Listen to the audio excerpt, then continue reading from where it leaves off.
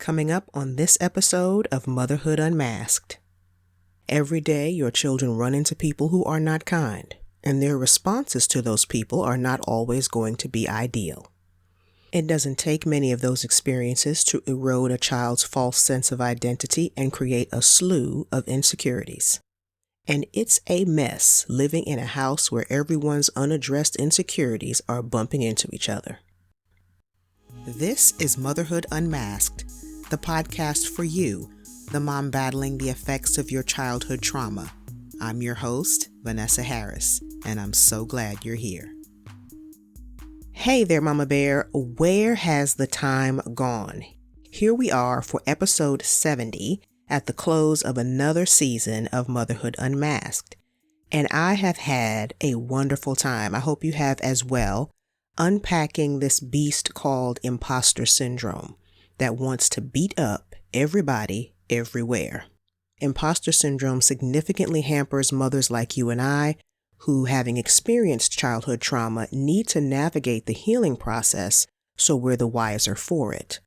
And so we're free to empower our children in their challenges rather than watch them go through the same things we did. We have talked about prioritizing healing, the players we need in our circle, and the unhelpful people who need to be repositioned in our lives. And regarding motherhood, I want to caution you about a common tendency that will undermine your freedom and place you in a new bondage. The bondage of owning stuff that's not yours. When you spend a substantial amount of time looking at your issues, what was done to you, how it affected you, how you responded, and how all of that shaped you into the woman you've become, there's a tendency to make your childhood trauma the scapegoat for everything in your life, as if your childhood issues taint everything about you and are the sole reason for your challenges in raising your children or in any relationship dynamic. You know how you notice a car for the first time? Maybe your friend bought one or it was your Uber driver's. And then from that point on, it's like you see that make and model everywhere. Well, people didn't go rush out and buy the car just because you saw it. Your awareness it exists sensitizes your perception of it. And when you become self-aware, realizing your childhood trauma has repercussions in your present, you're more likely to see it as the cause of everything. That's especially the case if you're surrounded by people who are not self-aware, so they blame others rather than take responsibility for their part. But the truth is, everybody has issues, weaknesses, and shortcomings. Everyone sees life through their own faulty filter, causing them to misinterpret behavior and react inappropriately, just like you. And while as a mom, you lament the fact your children only see you as a mom, not as a woman with the full complement of needs and emotions they have, you also forget your children are imperfect. I know, your babies are beautiful, so are mine, but your babies have issues too. And your childhood issues are not always the cause of theirs. Can your issues exacerbate their issues? Yes, because of the way you respond to their behavior. You can respond to their rude comment or body language that isn't because of something you did, yet you internalize it and react from your childhood wound triggered by it. Ask me how I know. And it's up to you to recognize when you're operating out of your issue to avoid adding fuel to the fire. So, you pump your brakes to acknowledge that you still have inner work to do. But the work you have to do is regarding your insecurity and your child's misbehavior. That still needs to be corrected. As the mother, your role is to help your child get to the root of their poor choices without assuming you are the root. You work on your stuff as your child works on hers while giving each other grace on the journey. That's why in the Help a Sister Out episode, I talked about sharing what you're learning in therapy with your children because they are also living life in a fallen world. Every day, your children run into people who are not kind, and their responses to those people are not always going to be ideal. It doesn't take many of those experiences to erode a child's false sense of identity and create a slew of insecurities. And it's a mess living in a house where everyone's unaddressed insecurities are bumping into each other. So it's next level nurturing to circle back and share how what you're learning in therapy shapes your perspective on the things you suffered in childhood. Because there's nothing new under the sun. Yes, social media magnifies things to a degree you didn't encounter when you were younger. But people have been the same since the Garden of Eden. Mean people have always existed. Now they have a false courage and a keyboard, but hurt people hurting people has always been a thing. They just have more avenues to express themselves. So your children experience their own wounds, amassing their own set of traumatic experiences. Their trauma may not be physical like yours, but there is a level of mental anguish and emotional attack children deal with today that you and I didn't.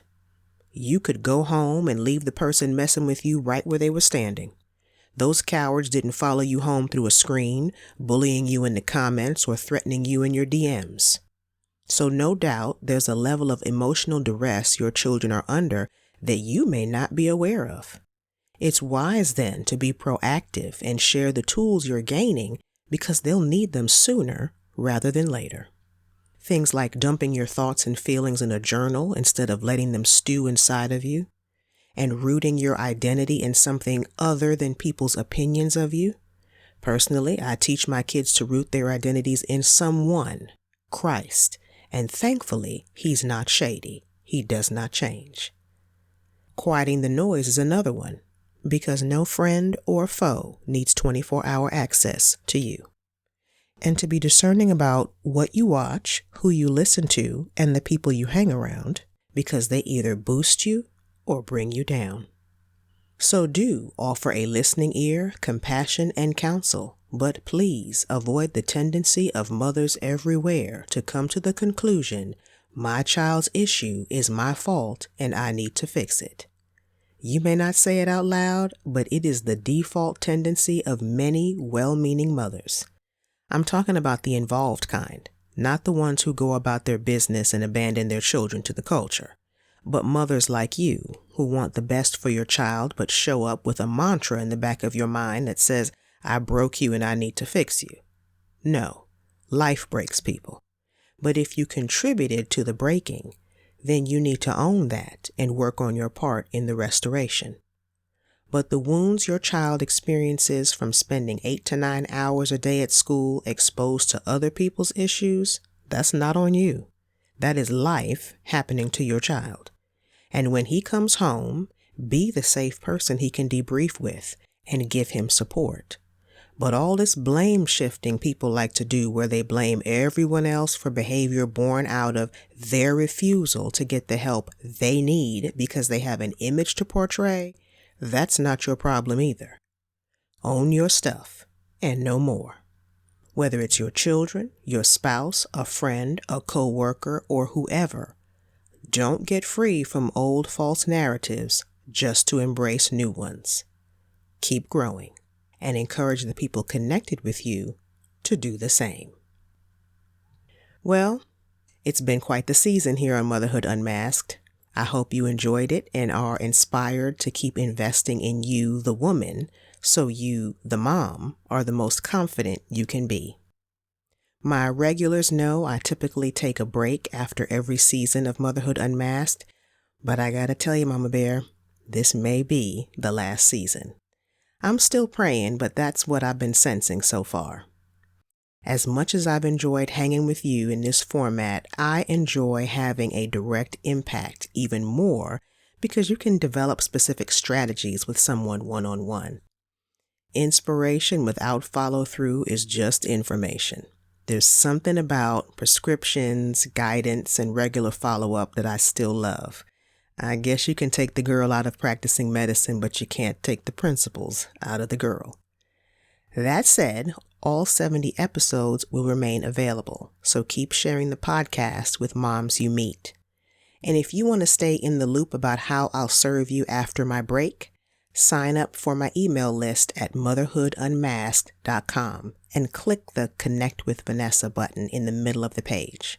And don't worry, I won't be bugging you all the time. I have the same chore list you do and a life to live. But I will pop in your inbox every other week to encourage you, share sneak peeks of what's upcoming just for you, and a few mom life hacks here and there, because who couldn't use a good shortcut? So, sign up to get first dibs at motherhoodunmasked.com. As for this episode's homework, it's real simple. Go back and listen to any episodes you missed or need to hear again. I am so proud of you. Keep showing up and leaving a better legacy than the one you received. And especially on those mom fail days when you feel like riding off into the sunset on your own, please remember, when it comes to you being the mother of your children, there is no suitable replacement. You are the woman for the job. Take care. Thanks so much for hanging out with me and making Motherhood Unmasked part of your day today. If you would, go ahead and hit the follow or subscribe button so that you know when new episodes air and so that other moms will be able to find out about the show. Motherhood Unmasked is brought to you by Vine Life Faith, where we're breaking negative cycles and building healthy community through connection with Christ. VineLifeFaith.com. The views and opinions expressed in this podcast should not be taken as medical advice. The content here is for informational purposes only, and because each person is so unique, please consult your healthcare professional for any medical questions.